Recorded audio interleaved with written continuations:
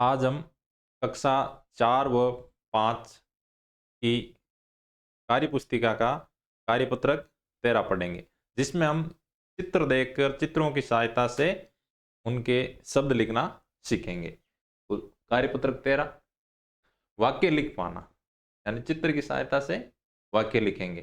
चित्र देखकर वाक्य पूरा कीजिए। चित्र देखना है और चित्र की सहायता से हमें वाक्य को पूरा करना है। जैसे ये पहले चित्र देखना है। चित्र किसका है? चित्र हम देखेंगे तो मणके हैं और ये मणकों से माला बनाई हुई है। तो चित्र किसका है? माला का है। तो रानी की माला, यहाँ क्या आएगा?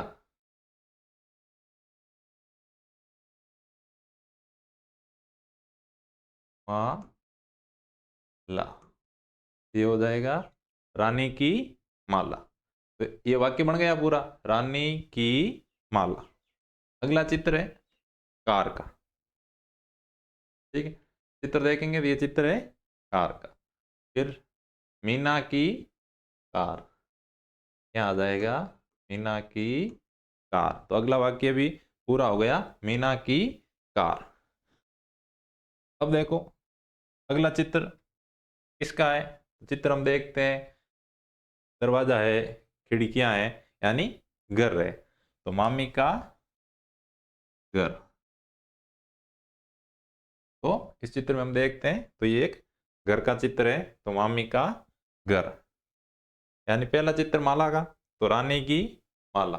दूसरा चित्र कार का, तो मीना की कार। और तीसरा चित्र है घर का, तो मामी का घर। इस प्रकार हम चित्र की सहायता से वाक्य लिख पा रहे हैं। अब आगे देखो, आगे और चित्र है। तो आगे हम चित्र देखते हैं तो इस चित्र को देखते हैं तो ये किसी जानवर का चित्र है। जैसे 4 पैर हैं इसके, तो जानवर है। अब जानवर देखते हैं तो कौन सा जानवर हो सकता है ये? तो देखेंगे कि ये जानवर, जैसे ये ऊन है, सफेद ऊन है, तो ये जानवर भेड़ हो सकता है।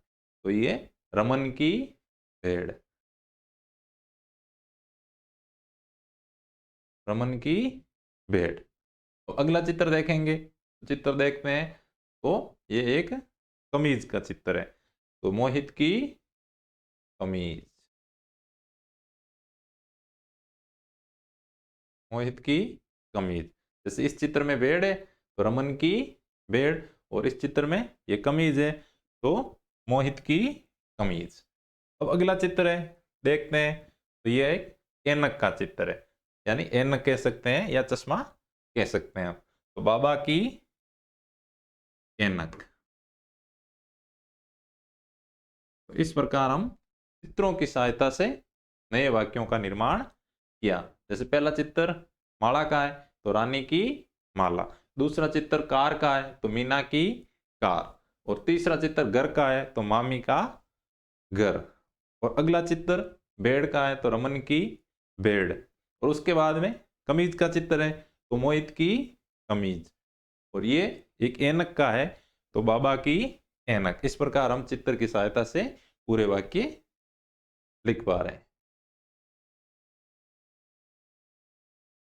अब आगे है दूसरा प्रश्न। तो दूसरा प्रश्न कह रहा है, नीचे लिखी कहानी में कुछ वाक्य अधूरे हैं, यानी वाक्य लिखे हुए लेकिन वो अधूरे हैं। इन वाक्यों को बॉक्स में दिए गए जो शब्द है उनकी सहायता से हमें पूरा करना है। जैसे पहले बॉक्स में शब्द देख लेते हैं कौन कौन से। जैसे शब्द दिया हुआ है खेलते, नाव, दोस्त, मामा, मजा, विमल, देखने, घर। तो दीपक और विमल दो, तो दीपक और विमल दो क्या थे? तो बॉक्स में से देखेंगे तो इसमें आएगा दोस्त। तो दीपक और विमल दोनों क्या थे? दोस्त। यानी ये आएगा इसमें, दीपक और विमल दोनों क्या थे?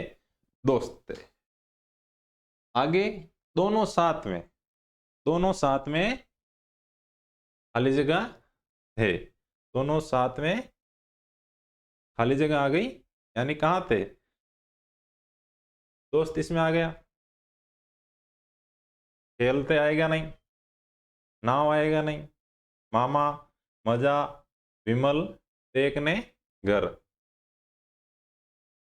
तो यहाँ आएगा घर।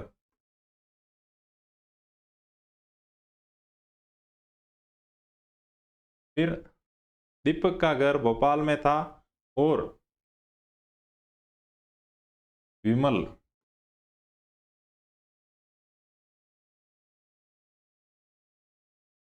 घर इसमें भर दिया हमने और विमल भी भर दिया। फिर एक बार इसको वापस पढ़ लेते हैं। दीपक और विमल दो दोस्त थे, दोनों साथ में घर थे।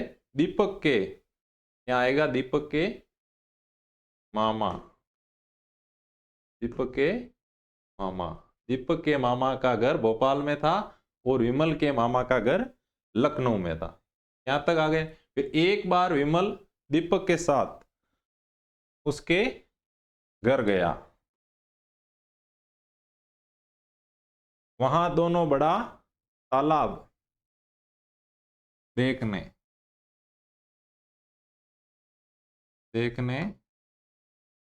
गए। दोनों नाव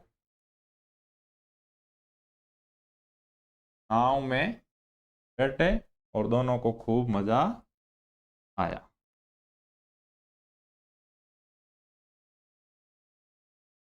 हाँ, दोनों साथ में खेलते थे। यहाँ घर की जगह, यहाँ घर की जगह क्या आएगा? खेलते थे। इसको वापस पढ़ेंगे। दीपक और विमल दो दोस्त थे। दीपक और विमल दो दोस्त थे, दोनों साथ में खेलते थे। दीपक के मामा का घर भोपाल में था और विमल के मामा का घर लखनऊ में था। एक बार विमल दीपक के साथ उसके घर गया, वहां दोनों बड़ा तालाब देखने गए। दोनों नाव में बैठे, दोनों को खूब मजा आया। ठीक है, ये दूसरा प्रश्न हो गया। अब आगे देखो, तीसरा प्रश्न।